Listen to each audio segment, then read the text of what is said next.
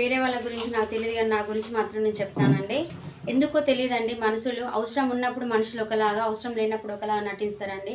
మా అమ్మ వాళ్ళని, మమ్మల్ని, మా తమ్ముల్ని, మా ఆయనని ఇంతవరకు చాలా చూశానండి నేను.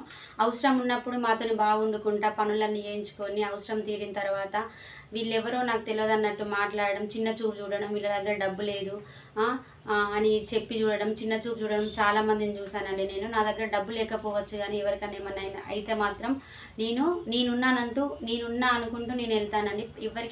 ఎవరికైనా గొడవ అయినా కానీ, ఇంట్లో లేకున్నా కానీ నా వాళ్ళు అనుకుంటూ నేను వెళ్తానండి. వెళ్ళినందుకు అక్కడ నాకు జరిగేది ఏంటంటే, వెళ్ళిన తర్వాత వాళ్ళు బాగానే మాట్లాడతారు. ఎందుకంటే వాళ్ళకి అవసరం అక్కడ హెల్త్ బాగాలేకున్నా పనులు చేయించుకోవడానికి, ఇటు తిరగడానికి, అటు తిరగడానికి, ఇంట్లో ఏమైనా ఫంక్షన్లు ఉంటే చేయించుకోవడానికి నాతో అవసరం కనుక అన్ని పనులు మా ఆయనతో కానీ, నాతో కానీ, మా తమ్ముళ్ళతో కానీ, మా అమ్మతో కానీ అందరు చేయించుకుంటాను. చేయించుకున్న తర్వాత ఏమవుతుందంటే, నేను నా ఒళ్ళు అని చేస్తాను కదా, కానీ నాకు టైం వచ్చినప్పుడు మాత్రం ఎవ్వరు రారండి. అది ఎందుకో నాకు తెలీదు.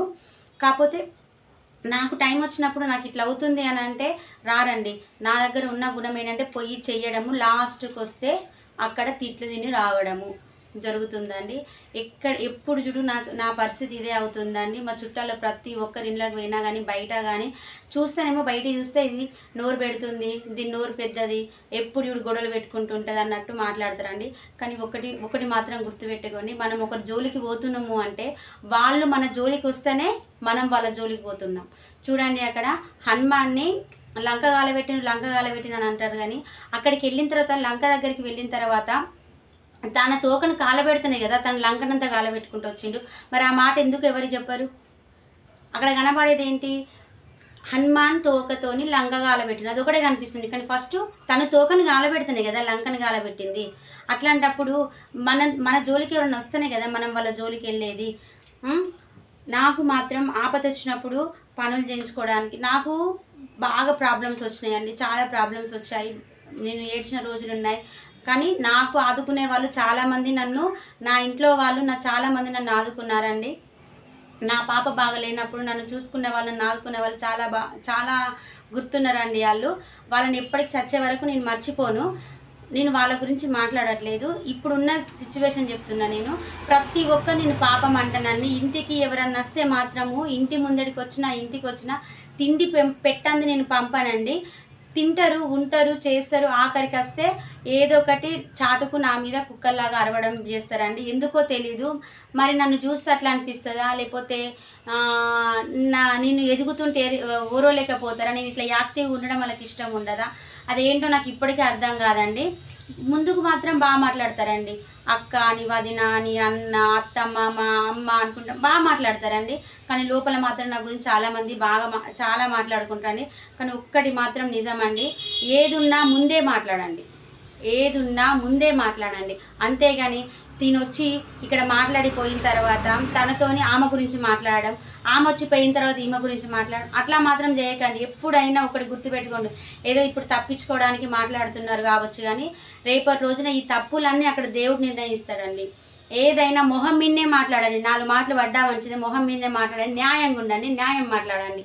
అంతేగాని ఏదో ఇప్పుడు మనం తప్పించుకుందాం కదా, ఇప్పుడు మందం అయిపోయింది కదా, నాదంతా ఇప్పుడు కథ ఒడ్డెక్కింది కదా అని మాత్రం చెయ్యకండి.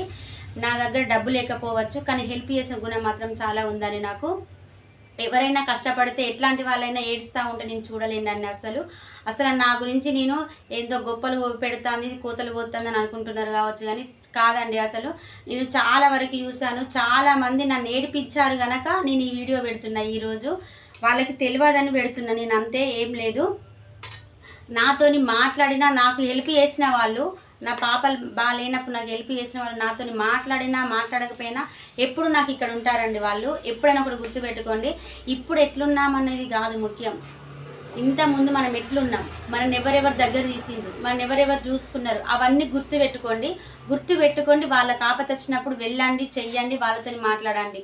వాళ్ళు మాట్లాడినా మాట్లాడకపోయినా మీరు మాట్లాడండి. అది మనం మనిషి జన్మెత్తినప్పుడు మనం చేసే పని అది. అంతేగాని ఏదో అవసరం ఒడ్డెక్కింది కదా, వాళ్ళు అప్పుడు వచ్చి మాట్లాడేది కదా, చేసిరు కదా, అయిపోయింది కదా, ఇప్పుడు ఏంటి పైసలు ఇచ్చిరు కదా, ఇచ్చేస్తా, వడ్డీతో వాడేస్తా, ఇట్లాంటి మాటలు వద్దండి. నీతో అయినంత వరకు మీరు ఇవ్వండి, కానీ ఒకరిని మాత్రం మోసం చేయకండి.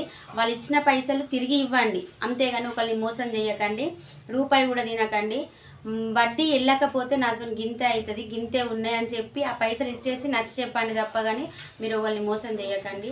Please please please please please please. Okay friends, thank you. మా ఛానల్ కనుక మీకు నచ్చినట్టయితే సబ్స్క్రైబ్ చేయండి, లైక్ చేయండి, షేర్ చేయండి. Okay friends, bye.